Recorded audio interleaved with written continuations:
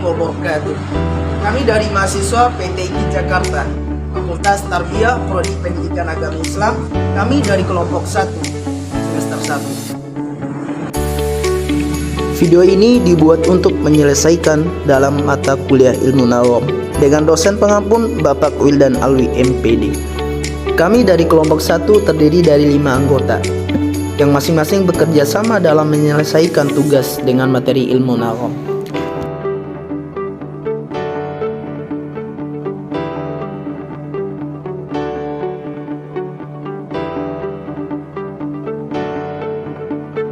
Inilah anggota kelompok 1. Yang pertama dengan saya Muammar Kadafi, NIM 22131014.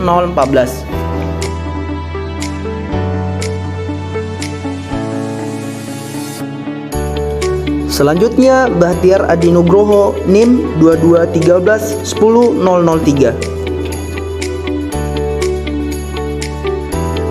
Selanjutnya Nur Anudin, NIM 22131047. Selanjutnya Rahmat Hamdani, NIM 22131020. Yang terakhir Muhammad Khairul Anam, NIM 22131045.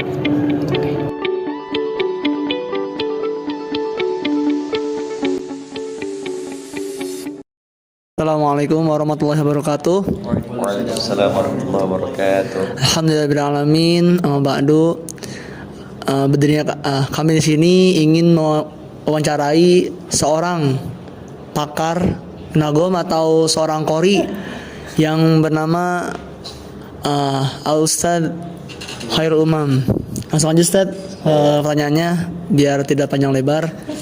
Yang pertama itu Ustadz, di sini kami ingin menanyakan sebenarnya apa sih itu ilmu nagom itu dan bagaimana penjelasan lebih lanjutnya gitu.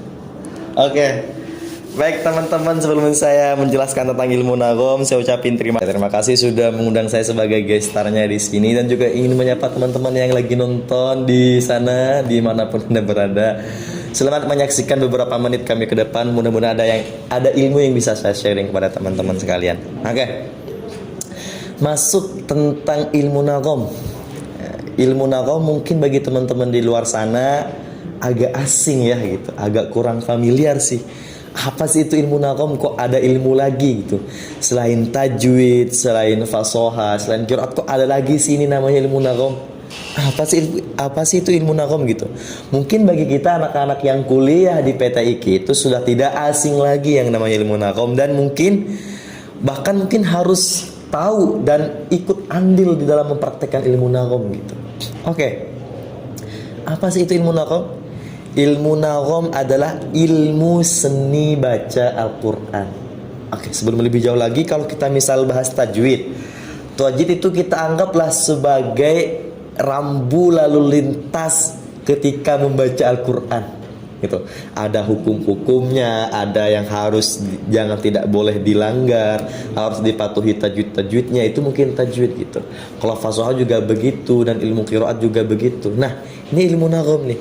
Nah, kalau tajwid itu merupakan rambu-rambu lalu lintasnya, maka ilmu nagom ini adalah seni baca Qur'annya atau estetikanya. Bagaimana cara membacakan Al-Quran dengan indah, dengan syahdu, dengan merdu, dengan enak didengar oleh orang lain yang mendengarnya, sehingga bisa orang-orang yang mendengar ketika kita membaca Quran memakai nagom itu bisa tersentuh hatinya, tertarik untuk belajar ilmu nagom gitu. Setidaknya itu berguna untuk diri kita sendiri gitu, teman-teman ya. Ilmu nagom itu adalah seni baca Al-Quran.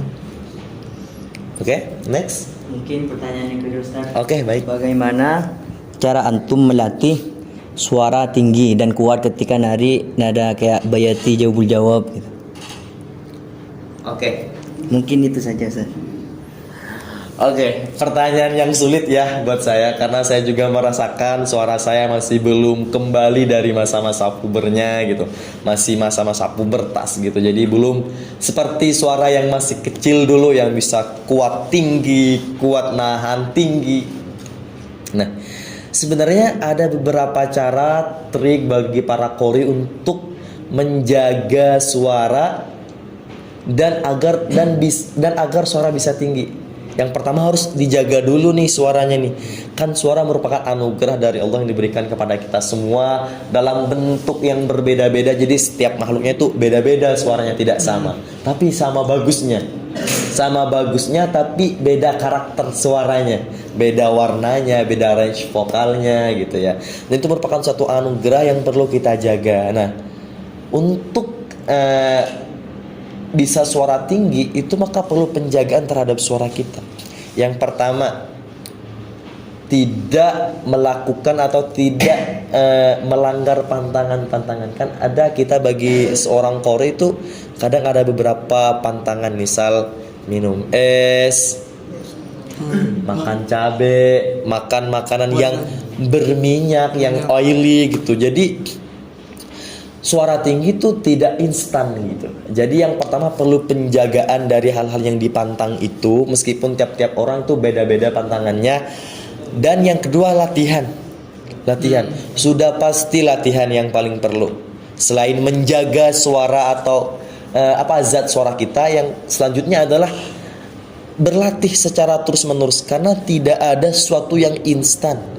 Indomie aja yang orang bilang itu yang paling instan harus dibuka dulu, dikasih bumbunya atau mungkin direbus dulu. Itu mie instan itu. Udah dibilang instan tapi itu belum instan caranya. Apalagi kita nih untuk belajar qori, belajar ilmu nagom, nggak ada yang instan. Apalagi untuk suara yang tinggi. Harus terus dilatih. Ini kalau saya ngomong begini nih, saya ngomong ke diri saya sendiri nih. Karena saya merasa suara saya masih belum bisa tinggi yang maksimal. Masih kadang suka sakit kalau tinggi suara tuh gitu. Teman-teman mungkin juga merasakan ya kalau di masa-masa puber tuh kayak berat sekali rasanya suara untuk tinggi gitu. Nah, caranya bagaimana? Latihan dan jaga suara gitu. Jaga sebagai bentuk pemberian dari Allah dan latihan supaya kembali lagi ke suara-suara yang bisa tinggi seperti awal-awal kita dulu belajar ilmu nagom atau belajar Al-Qur'an. Gitu ya. Mungkin bisa dipahami ya teman-teman ya. Sorry kalau misalnya ngomong saya agak belibet sedikit. Oke, next. Pertanyaan selanjutnya. Gimana Ustaz makom irama yang harus dikuasai oleh terlebih dahulu oleh seorang mulai nagom gitu? Oke. Nah, tadi saya lupa menjelaskan bahwasanya di dalam ilmu nagom Al-Quran itu ada 7 nagom atau 7 makom atau 7 lagu yang mutawatir. Mutawatir artinya adalah lagu-lagu yang langsung diajarkan oleh Rasulullah dan para sahabatnya sampai kepada kita, gitu ya. Dan bersanad langsung dari beliau ke kita. Itu yang pertama ada makom bayati. Nah, makom bayati ini merupakan makom yang paling wajib dibawakan oleh seorang qori ketika tampil di MTQ ataupun STQ ataupun di cabang yang lainnya gitu. Itunya di cabang tilawah lah gitu. Bahwa di event apapun, lagu bayati ini merupakan lagu yang paling wajib yang harus dibawakan oleh seorang qori yang ketika tampil gitu. Dan yang kedua ada namanya makom hijaz.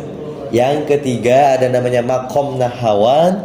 Yang keempat makom ros. Yang kelima makom jiharkah. Yang keenam makom soba. Yang ketujuh ada makom sika. Meskipun itu tidak harus berurutan seperti itu, bebas gitu. Intinya lagu yang pertama adalah lagu bayati.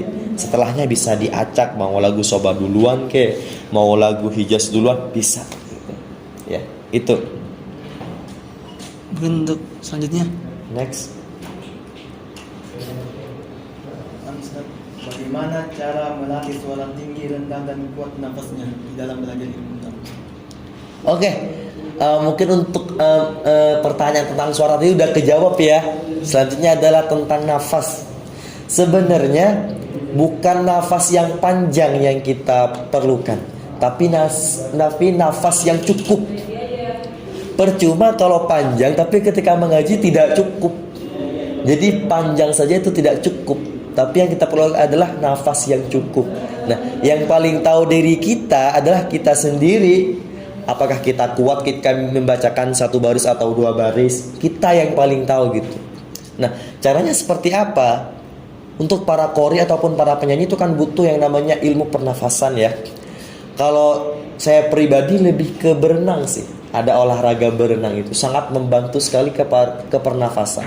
Karena kenapa? Karena kan kalau kita berenang itu kan kayak menahan nafas di dalam air ya. Nah, dari sering menahan nafas itulah nafas kita bisa menjadi lebih plong, lebih lega kan. Ketika kita membaca Quran tuh kayak lebih nggak tergesa-gesa dan nggak ngos-ngosan gitu ya. Ada juga mungkin dari lari atau latihan pernafasan secara meditasi, misal kayak tarik nafas gitu kan selama beberapa menit, kita tahan beberapa menit baru dihembuskan. Ada yang latihan langsung dengan suara, ada yang seperti itu. Intinya latihan itu cara agar kuat nafasnya. Ingat ya, yang perlu diingat adalah bukan nafas yang panjang yang kita butuhkan, tapi adalah nafas yang cukup gitu. Percuma panjang kalau tidak cukup. Kalau pola makan berpengaruh tidak Ustaz, untuk pernafasan itu? Oh iya benar. Nah, pola makan juga sangat berpengaruh. Misal kita habis makan tuh rasanya pasti deh teman-teman, karena kan kayak sesek gitu di perut dan nafas tuh jadi kayak lebih pendek. Itu makanya kalau misal anak-anak saya misal saya nih mau tampil atau mau apa, atau teman-teman yang mau tampil MTQ, pasti makannya mungkin 1 jam atau 2 jam sebelum tampil. Nggak mungkin sebelum tampil makan harus habis itu langsung tampil, enggak. Saya rasa mungkin tidak seperti itu, karena itu akan mengganggu ke pernafasan kita. Karena kan nafas tuh maklum lah ya, perut kita akan begah dan kita tuh serasa ngos-ngosan pasti ngajinya gitu. Kalau mengaji makan sebelum mengaji, itu yang perlu dijaga. Tapi yang lebih penting lagi adalah konsisten di dalam latihan pernafasan. Iya, harus konsisten. Itu yang perlu, latihan gitu ya. Tidak ada cara lain selain latihan gitu. Tidak ada yang bisa instan yang tadi itu. Enggak tiba-tiba nafas kita panjang tanpa kita latihan dan praktek gitu. Itu ya. Oke, next. Ustaz, mau saya tanya lagi. Ya. Siapa inspirasi Ustaz dalam pertama kali belajar ilmu nagom? Oke. Pertama kali saya belajar ilmu nagom itu dulu di pesantren saya di Kalimantan. Saya belajar ilmu tilawah atau ilmu nagom itu dulu 7 tahun di pesantren. Meskipun itu kayak sebuah ekskul saja, bukan kajian yang wajib. Itu namanya, guru saya namanya Ustadz Anas Al-Hifni. Beliau merupakan qori nasional yang sudah masyhur dan sudah melanglang buana kemana-mana dan juga sering juara di tingkat nasional gitu. Itu yang memotivasi saya, dan sampai sekarang banyak sekali guru-guru di sini yang memotivasi saya, mungkin teman-teman sekalian juga, agar memaksimalkan di dalam ilmu nagom ini gitu. Dan terakhir Ustaz, mungkin ini bisa mempraktikkan satu lagu biar teman-teman Iya, Ustaz.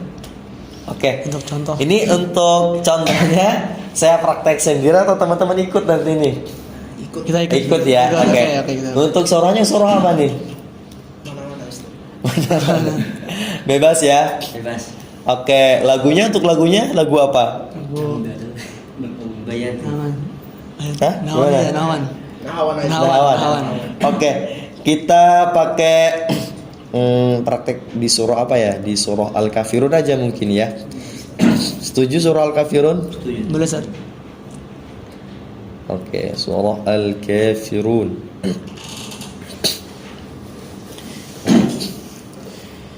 A'udzu billahi minasy syaithanir rajim.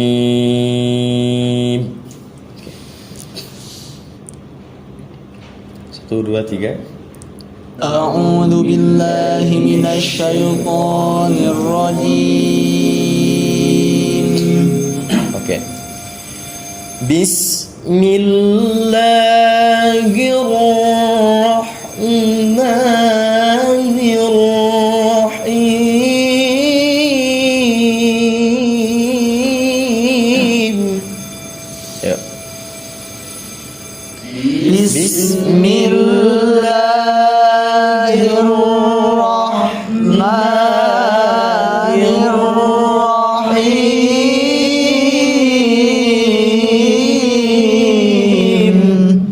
Oke, sebelum lanjut ke ayat selanjutnya, bahwasanya di di setiap lagu itu ada tingkatannya. Nah, ini tingkatan yang di lagu nahwan itu ada 3 tingkatan. Tingkatan yang pertama namanya nahawan asli atau orang sebutnya nahawan awal makom, ya. Oke, lanjut. Qul ya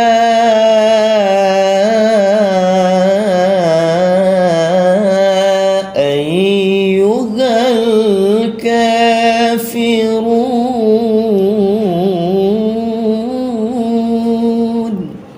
Oke, 1, 2, 3. Qul ya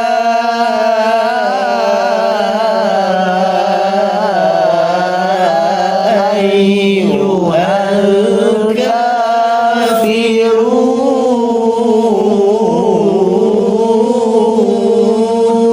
Oke, di tingkatan kedua di lagu nahwan tuh ada yang namanya nahawan jawab. Oke, itu merupakan tingkatan kedua dari makom nahwan. La a'budu ma ta'budun.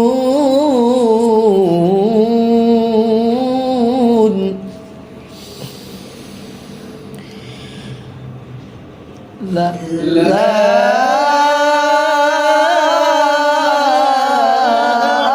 a'budu ma ta'budun.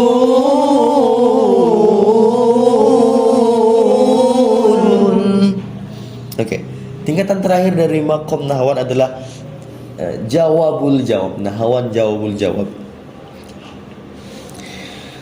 Wala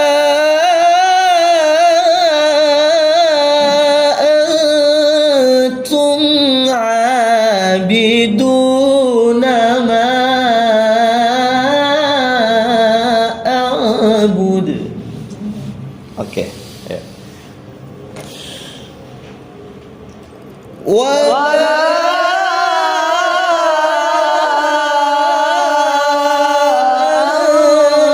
antum abiduna ma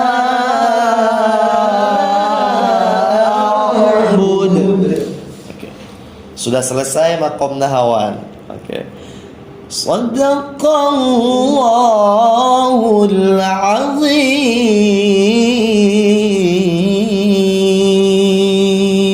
Oke. Shadaqallahul azim.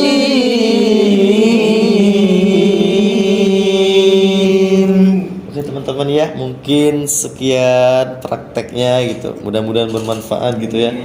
Dan saya pribadi juga buat teman-teman yang di luar sana juga masih belum maksimal, masih perlu lagi belajar terus gitu. Jadi mohon doanya dari teman-teman sekalian, mudah-mudahan saya bisa meningkatkan skill baca Quran saya terutama di ilmu nagom gitu. Dan saya juga doakan teman-teman mudah-mudahan lancar urusannya dan maksimal nanti di ilmu nagomnya. Amin. Oke. Terima kasih kepada Ustadz Khairul Umam atas materinya yang sangat bermanfaat bagi kita semua. Semoga kita semua yang ada di sini dan teman-teman yang ada di rumah bisa mengambil manfaat dari video kita ini. Sekian, wassalamualaikum warahmatullahi wabarakatuh. Oke ya.